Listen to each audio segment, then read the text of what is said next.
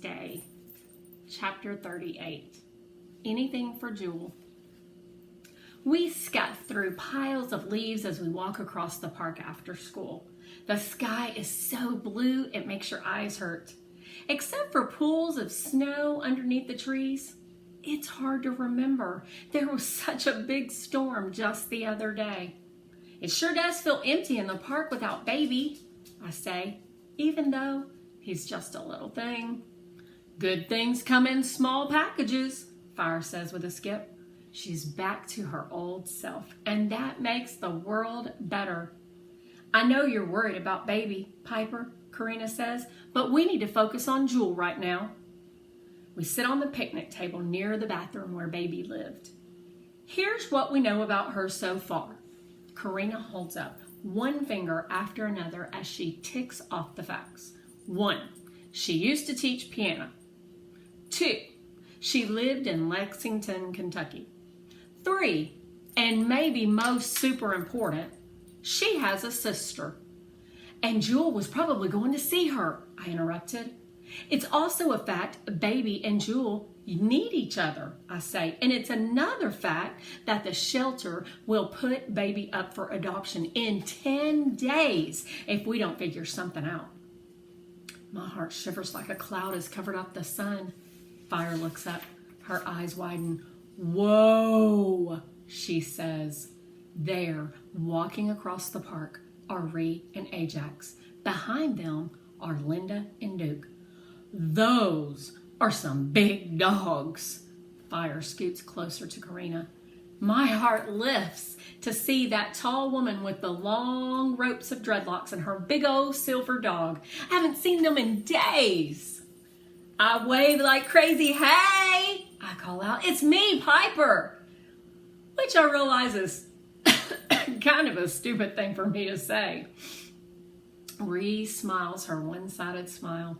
She swings her pack to the ground like it's as light as a feather, which I know for a fact it is not. Hey yourself, she says. Linda waves from behind Ree and says in a real shy voice, hi. Is that a dog or a pony? Fire asks, pointing at Duke. A smile breaks across Linda's face. He's a Great Dane and my best friend. His name is Duke. Fire shakes her head in wonder. He better be a really good friend for all the food he probably eats. I bet he could eat 2 bags of dog chow a day. Ree laughs. Our dogs don't want for much, she says with pride. Speaking of dogs, she says, what's the word on Baby? We fill Ree and Linda in on what all we found out about Baby and Jewel. Ree grabs on tight to each bit of information, keen as a hawk. I bet you're right about where Jewel was going, she says, and because she ran out of her medication, she lost her way. I wonder what Linda's story is. Karina, who's been quiet since Ree showed up, finally says, I think the 2 most important things right now are to let the doctors at the hospital know she needs those pills and to find out where her sister is. Ree smiles with admiration. I do like a girl with a plan. It's her superpower, I explain. Planning, I mean. Ree laughs from deep down in her belly. Karina looks at her watch. It's almost 4. Probably too late to go to the hospital now. Maybe we can go right after school tomorrow, I say. Fire grins. No school tomorrow, though. It's a teacher work day. Hope rushes through my veins. Perfect. We can go to the hospital tomorrow. We'll take the pill bottles and postcards and oh, there's photographs too. How will we get there? Karina asks. Bus, Ree says. I'll go with you so you don't get lost. Fire thrusts her chin up. We're Firefly girls. We won't get lost. But, Karina says, they may not allow kids in to see patients without an adult. Hospitals have rules, you know. Karina finds comfort in rules. Linda nods. Ree, she says, I'll keep Ajax while you go with the girls, okay? Thanks, Linda, I say. She smiles and tucks a strand of brown hair behind her ear. Anything for Jewel and for Baby, I say.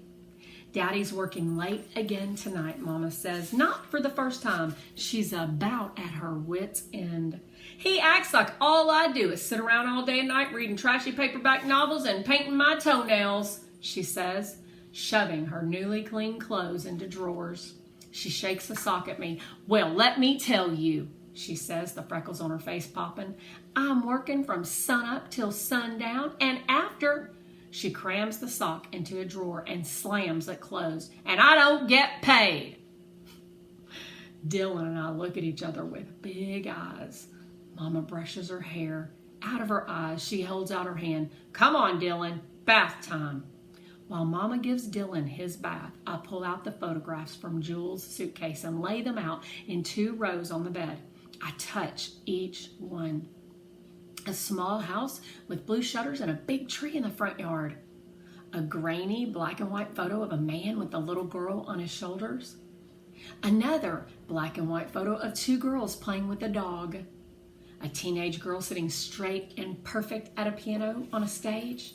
2 not very old women, arms thrown around each other, legs kicked out straight, laughing their heads off.